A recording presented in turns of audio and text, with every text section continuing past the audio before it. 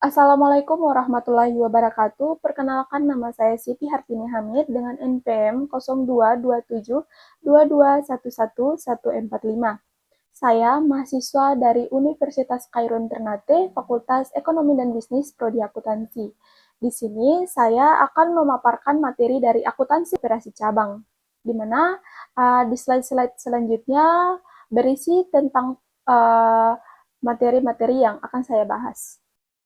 Nah, slide materi pertama di sini yaitu mengenai pengertian akuntansi untuk koperasi cabang, di mana teman-teman perlu ketahui, yaitu akuntansi untuk koperasi cabang adalah sistem pencatatan, pengelolaan, dan pelaporan keuangan yang dilakukan secara terpisah pada setiap unit cabang koperasi, namun tetap terintegrasi dengan laporan keuangan koperasi induk atau pusat.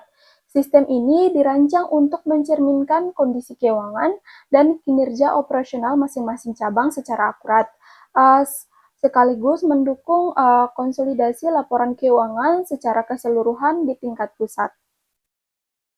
Pada slide kedua di sini, saya akan membahas mengenai akun antara perusahaan, di mana transaksi yang terjadi dengan pihak eksternal dicatat dengan cara yang normal seperti biasa. Nah, transaksi antara kantor pusat dan kantor cabang juga dicatat seperti biasa, kecuali bahwa mereka dicatat dalam akun antara perusahaan seperti intercompany akun. Nah, akun itu merupakan akun referensial atau akun antara kantor pusat dan kantor cabang. Pada slide ini saya akan membahas materi mengenai pendirian cabang, di mana perlu teman-teman ketahui ketika suatu perusahaan mendirikan sebuah cabang, transfer aset ke cabang dicatat oleh kantor pusat pada akun investasi cabang. Demikian pula, cabang mencatat transfer tersebut di akun kantor pusat. Nah, di slide ini berisi materi mengenai pengakuan laba cabang, di mana laba untuk tiap-tiap cabang dihitung secara periodik dengan cara yang normal. Cabang jarang menghitung pajak penghasilan atas laba untuk setiap cabang atau mencatat beban pajak penghasilan pada pembukuannya. Oleh karena itu, kantor pusat dan cabang bukan merupakan badan hukum terpisah. Pajak penghasilan dihitung untuk perusahaan secara keseluruhan. Pada slide ini, saya akan membahas mengenai pengiriman barang dagang ke cabang, di mana suatu cabang membeli dan menjual barang dagang dapat diminta untuk mendapatkan semua barang dagang dari kantor pusat, atau juga dapat diizinkan untuk mendapatkan sebagian barang dagang dari pihak eksternal, di mana pengiriman barang dagang di sini pengiriman barang dagang ke cabang di sini terbagi menjadi 4 poin. Poin yang pertama, barang dagang yang ditagih sebesar nilai perolehan. Poin yang kedua, biaya pengiriman barang dagang. Poin yang ketiga, yaitu barang dagang yang ditagih melebihi biaya perolehan. Nah, yang keempat di sini akuntansi untuk aset tetap cabang.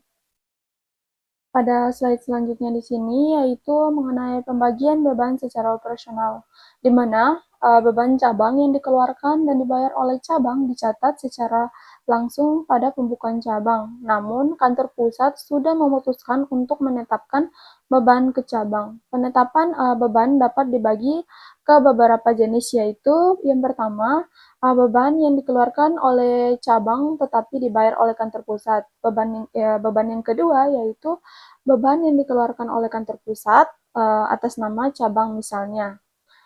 Yang ketiga yaitu alokasi biaya yang dikeluarkan oleh kantor pusat. Nah, ini adalah slide terakhir dari pemaparan materi saya. Nah, pada slide kali ini pembahasannya mengenai laporan keuangan untuk perusahaan. Nah, ketika kantor pusat dan cabangnya dapat mengelola pembukuan tersendiri untuk tujuan pencatatan pembukuan dan evaluasi internal, laporan akuntansi eksternal mempresentasikan kantor pusat dan cabangnya sebagai entitas tunggal.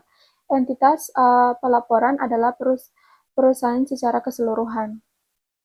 Terima kasih sudah mendengarkan hasil pemaparan materi saya dari awal sampai akhir.